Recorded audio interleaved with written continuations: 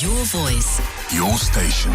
Your open line. Walk the talk with Clement Manyathela on 702. 20 minutes before 10 o'clock. Gideon, Brian, I'll come to your calls in a moment. As you know, we've been broadcasting this morning live from the second annual National Construction Summit hosted by the Department of Public Works and Infrastructure. And right now, I've got Ebrahim Moola, who's the Director of Business Improvement at the Construction Industry Development Board, joining us. Ebrahim, thank you so much for making time. Good morning. Thank you. Good morning. Thanks, man. So this is the second National Construction Summit. What is it that we can expect this year? So what you can expect is more effective implementation of actions that will actually take the construction industry forward. I think what's critical for us here is really performance improvement of the construction industry. And to performance improvement is then how do we make this industry inclusive? So as we go about driving the industry, I think where we are now, it's about those tangible actions that we can do. Yes, there's a lot of legislation, a lot of policies, a lot of standards, but what is it that we can implement that can be tangible and that will take the industry forward in terms of raising the bar, raising performance? What are some of the issues that are pertinent for a summit like this? I know last year there was a big talk about the construction mafia and how big of a challenge that was for our government. Is that still a big of a challenge? Because I know there were some solutions that were suggested last year on how to resolve that.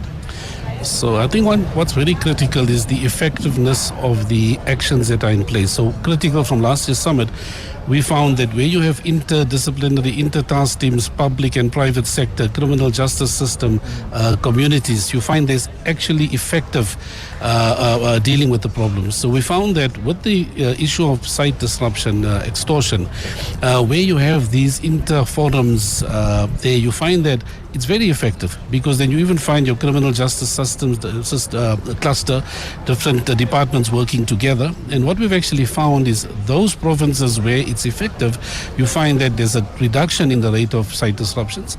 And then you find the trend is then it moves to provinces where they're not so effective in dealing with the matter.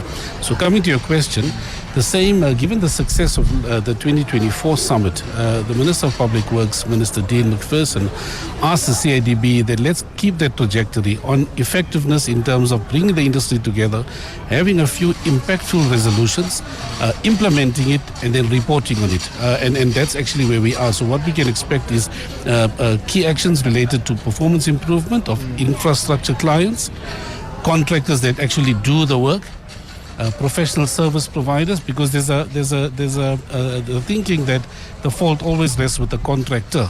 But we need to realize that the contractor is part of a bigger ecosystem of the client, the professional service provider, and as well as in terms of the contractor and other parties. So this is what we expect in this year's summit: impactful resolutions that can be measured and then reported on next year. I remember last year the Minister, Dean McPherson, was raising concerns about, in fact, he said we need to have a frank conversation about the 30% local procurement rule and whether or not it hasn't opened the door for the construction mafia. Was there any resolution around that? Because, I mean, we've seen the impact in some ways of this particular policy, but you know, well-intentioned policies or legislation can also have unintended consequences. Is that something that's being looked at still? Yes, indeed, it is being looked at. So if you know that there's an amendment to the public procurement, there's a Public Procurement Act that's been published. What's coming out now is the regulations. So National Treasury and other parties are working on the regulations. So that's exactly it. Yes, the 30% rule came in. It was also not implemented correctly, both from government side as well, and then the industry, and you had parties that came in and took advantage of this. So even with the amendment of the legislation, you'll still find the practice might still be prevalent where it's known that, you know, you can demand a certain value of the work.